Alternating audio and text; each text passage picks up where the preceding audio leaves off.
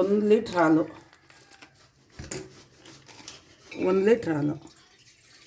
ನೀರು ಮುಟ್ಸೋದು ಬೇಡ.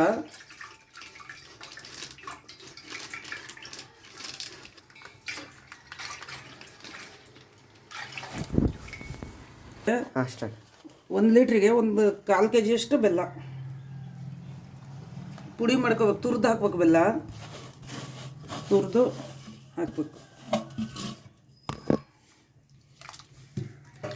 ಪೂರ್ತಿ ಕೈಯಿಂದನೇ ಹೀಗೆ ಕಲಿಸ್ಬೇಕು ಬೆಲ್ಲನ.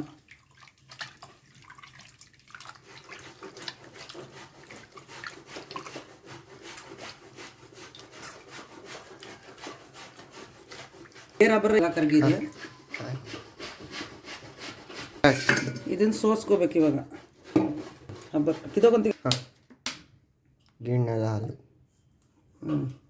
1-2 ಸ್ಪೂನ್. ಗಟ್ಟಿ ಹಾಲಿದ್ರೆ 1-2 ಸ್ಪೂನ್ ಹಾಕಿದ್ರೆ ಸಾಕು. ಅದೇ ಜಾಸ್ತಿ ಆಗುತ್ತೆ. 1-2 ಸ್ಪೂನ್ ಅಷ್ಟು, 2-3 ಸ್ಪೂನ್ ಅಷ್ಟು ಹಾಕಿದ್ರೆ ಸಾಕು.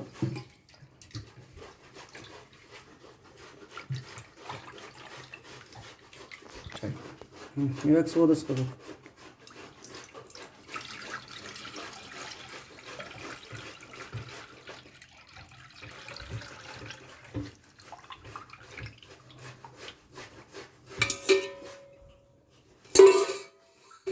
ಇದು ಕುಟ್ಟಿಟ್ಟಿರೋ ಏಲಕ್ಕಿ ಪೌಡ್ರು.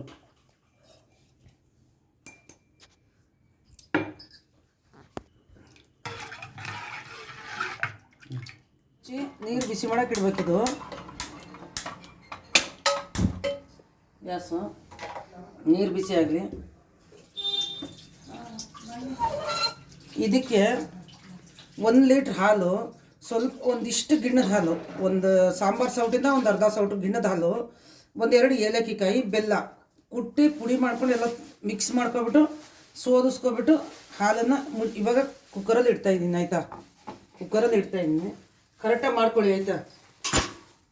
ಪ್ಲೇಟ್ ಮುಚ್ಚಿ, ಇದ್ರ ಮೇಲೊಂದು ಹಿಂಗೆ ಪ್ಲೇಟ್ ಮುಚ್ಚಿಬಿಟ್ಟು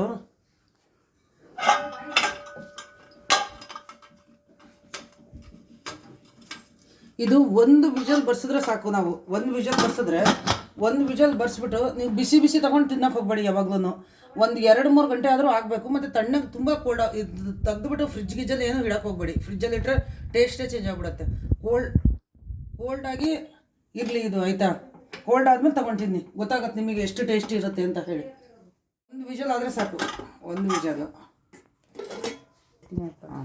ಆಗಿದೆ. ತಣ್ಣಗೆ ಬಿಡ್ತೀನಿ. ಮತ್ತೆ 1-2 ಗಂಟೆ ಬಿಡಬೇಕು. 2 ಅವರ್ಸ್ ಸಾಕು. ಹೋಗತ್ಲೆ. ಯಾಕೆ ಗೊತ್ತಾ?